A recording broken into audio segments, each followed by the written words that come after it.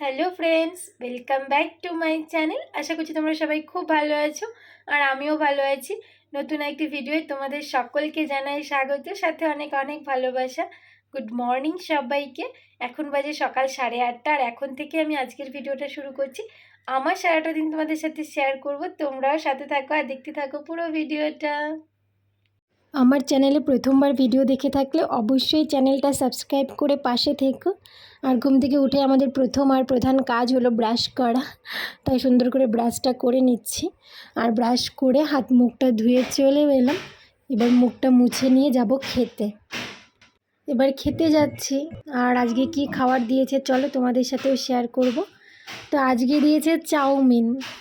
তো এখানে চাউমিন তো অনেক মোটা মোটা, আর কি বলবো, সবজিগুলো অর্ধেক কাঁচা অর্ধেক ভাজা এভাবে রান্না করে।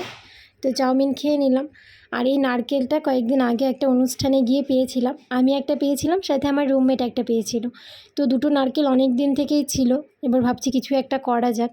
তো সেই নারকেল দুটোরই আজকে নাড়ু বানাবো আমি, সাথে আমার রুমমেট। তো দুজন মিলে বসে পড়েছি সেটারই জোগাড় যন্ত্র করতে। তো আমরা করে নিই, আর আমরা কিভাবে নাড়ুটা বানাচ্ছি তোমাদের সাথেও শেয়ার করছি। তো তোমরাও শেষ অবধি দেখতে থাকো ভিডিওটা, ঠিক আছে? প্রথমে নারকেল দুটোকে সুন্দর করে কুড়িয়ে নিলাম, যদিও কুড়োনি ঠিকঠাক ছিল না। একটা কুড়োনি ছিল আমার কাছে, আর একটা যেটা দিয়ে সবজি কাটি বা আদা কাটি সেইটা দিয়ে কাটলাম। তো দুজন মিলে অনেকটা সময় ধরে এটা করলাম। আর তারপরে নারকেলের জল আর চিনি দিয়ে নারকেলটাকে ভালো করে মিশিয়ে নিয়ে বসিয়ে দিলাম ফুটতে। আর ফুটে ফুটে দেখো নাড়ুটা হচ্ছে আর কি। মা যখন আমাকে নাড়ু বানানো শেখায় তখন বলেছিল, মানে যতক্ষণ ধরে কড়াইতে নারকেল আর চিনির আওয়াজটা থাকবে ততক্ষণ নারকেলটার পাক হবে না। যখন আওয়াজটা চলে যাবে, মানে ভাজার যে একটা আওয়াজ হয় কি না, সেই আওয়াজটা যখন বন্ধ হয়ে যাবে তখন হাতে নিয়ে দেখতে হবে যে নাড়ু হচ্ছে কি না, মানে চিনির পাকটা এসেছে কি না। তো হাতে নিয়ে দেখলাম হ্যাঁ হয়ে গেছে। তো নামিয়ে আমি থালের মধ্যে বেড়ে নিলাম, কারণ একটু ঢেকে ঢেকে করতে হয়, নইলে তো চিনির নাড়ু না খুব তাড়াতাড়ি ঝরঝরে হয়ে যায়, মানে বানানো যায় না। সেই জন্য নামিয়ে নিয়ে ভালো করে আগে করে নিলাম। এখন ঝটপট করে দুজন মিলে বানিয়ে নিচ্ছি। আর এই দেখো আমাদের নাড়ু তৈরি। তো তোমরা কে কে খাবে চলে আসো। অনেকগুলো নাড়ু হয়েছে, দেখো এক থালা ভর্তি নাড়ু। নাড়ু বানিয়ে এসে স্নান করে নিলাম। আর এখন চুলটা শোকাতে হবে, কারণ ছুটির দিনে শ্যাম্পু করাটাও একটা বড় একটা কাজ।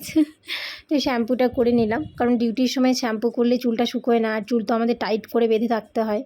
চুল আঁচড়ে সিঁদুর পরে নিলাম, আর এখন খেতে যাব। আর খেয়ে এসে অনেক জামা কাপড় কাচতে হবে, সেই কারণে অনেকটা সানস্ক্রিন লাগিয়ে নিয়েছি, কারণ ছাদে যাবো, রোদের মধ্যে জামা কাপড় কেচে আবার সেগুলো মেলতে হবে। তো খেয়ে আসি আগে। চুল আঁচড়ে সিঁদুর পরে নিলাম, আর ঠাকুর প্রণামও সেরে নিলাম। এখন যাব খেতে। আর খেয়ে এসে ছাদে যেতে হবে, কারণ অনেক জামা কাপড় কাচতে হবে। তো জামা কাপড়গুলো কেচে রোদে মেলতে হবে, যে কারণে সানস্ক্রিনও বেশি করে লাগিয়ে নিয়েছি। দেখো স্কিনটা কেমন তেল তেল করছে। তাকে খেতে যাই চলো।